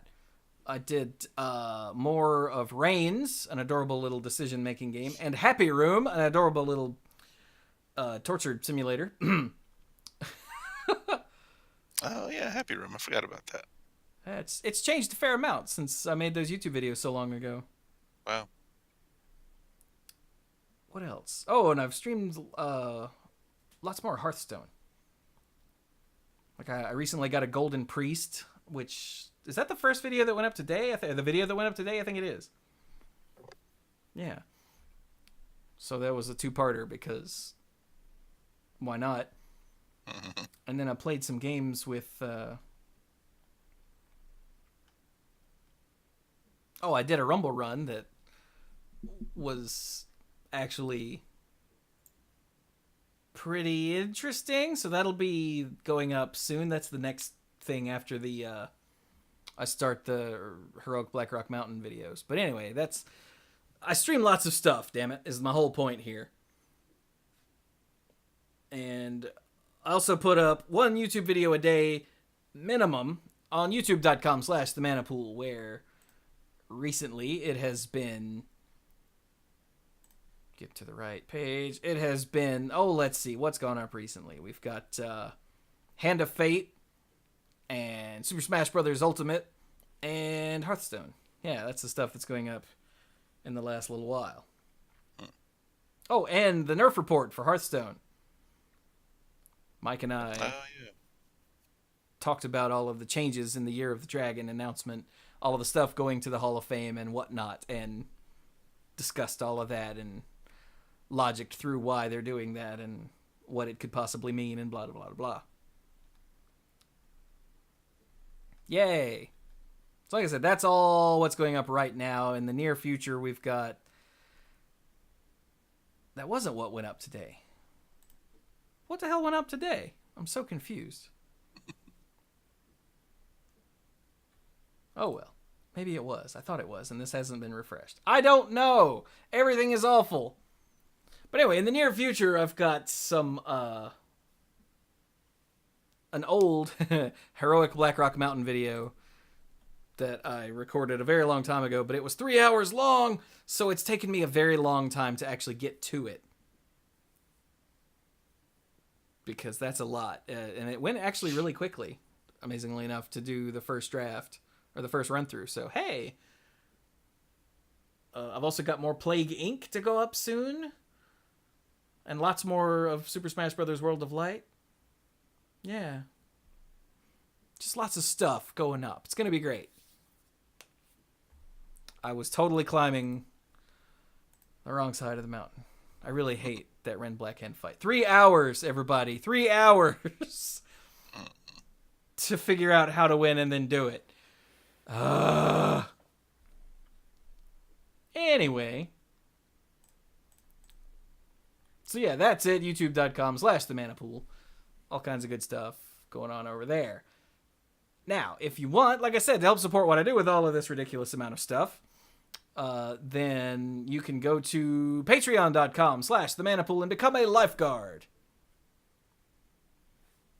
where you get perks depending on what tier you're at. The uncommon lifeguards get early access to the Manapool episodes and YouTube videos. Yay. Slightly less early access to this one because I have to drive all day tomorrow, but hopefully I'll be able to get it posted tomorrow night. And then, all the YouTube videos go up first on Patreon and then go out to the public. So if you want to see what I'm doing first, sometimes 4 and 5 videos ahead of time, then, or 4 or 5 days ahead of time, depending on how far ahead I am. Anyway, early stuff. That's the point. The rare lifeguards get the early access and the odds and ends, all the stuff recorded before and after both Monday Night Magic and the Manapool that is uncensored and unfiltered. And just us being silly. For instance, the odds and ends for the next to last episode of Monday Night Magic, as of this recording, the post-show odds and ends was like half an hour longer than the actual Monday Night Magic. Because we talked about Captain Marvel and all of the other stuff that went along with it. Just Marvel movies and TV shows and just it went for a long time, obviously. So, yeah, it was fun.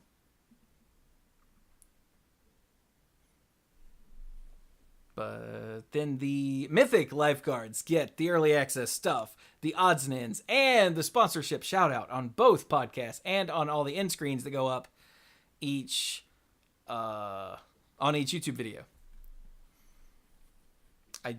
That almost was a sentence that made sense. Look, it's starting to get late and I'm starting to zone out a little bit. So let me thank our Mythic Lifeguards.